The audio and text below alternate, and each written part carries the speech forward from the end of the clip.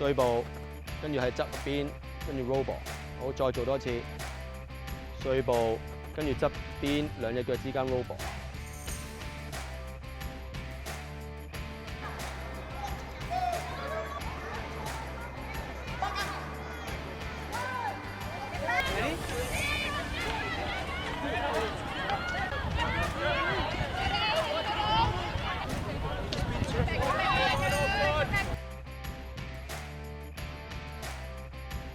好，咁我哋依家會講解咧，就係一場波成日都會用到嘅一個叫做 touch 啦，即係話我哋蹬波 touch 之後就會蹬波啊。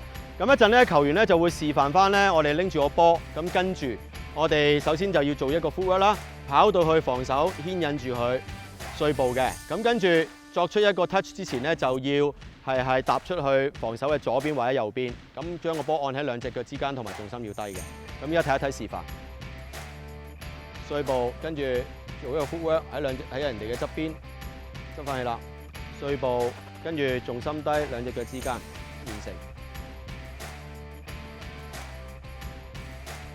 好，頭先我哋講解完呢個蹬波，即係話我哋按球啦。咁我哋依家咧會做一個練習。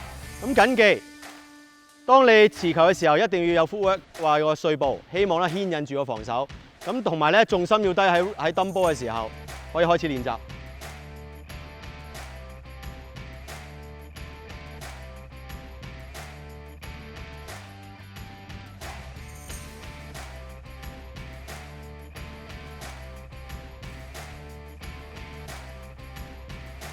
碎步，雙手持球，重心要低，個波按喺兩隻腳之間。